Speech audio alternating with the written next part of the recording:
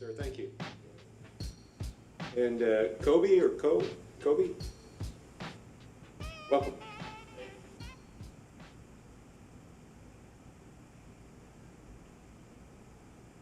Pardon me? No, Nicole, that's not the way it works. We're putting the light on you, Nicole. I want to hear from you. Huh? All right. Go ahead, Cobe. I'm sorry. First, good morning, and thank you for opening these meetings up to the public. 103. That's the number of murders as of today in Kansas City. Thinking about that, it's blown my mind the last couple months to see Mr. Troy Robertson over there treated as if he's a kingpin, as if he's a major threat to Kansas City.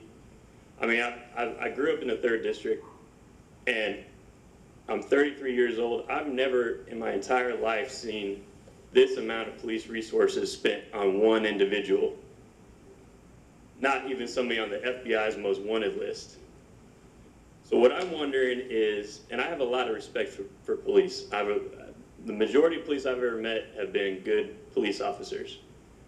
But the ones that are out there targeting Troy, to me it seems like, it reminds me of grade school.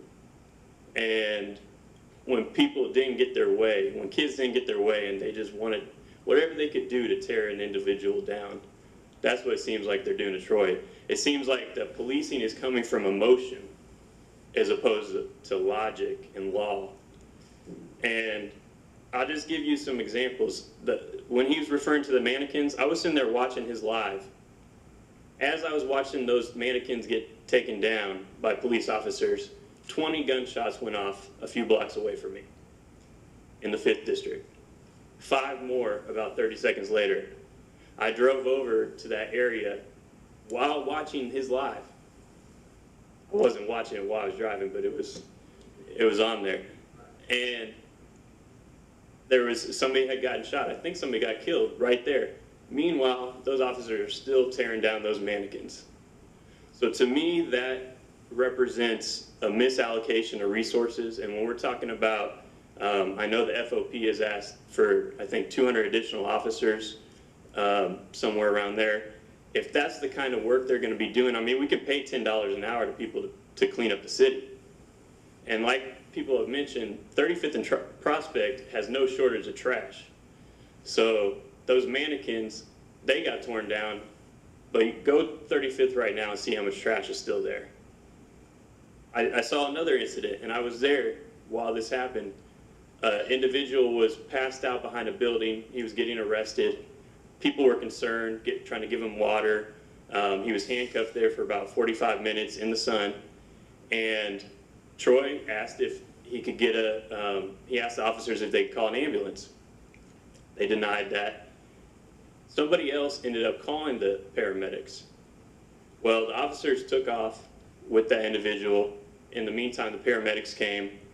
Another officer came with those paramedics and immediately arrested Troy. He said he abused 911. Troy didn't even call 911. Even if he had, that to me didn't seem like an abuse, but he didn't. And within 40 seconds, and I know because I have the video, there were 8 police vehicles there.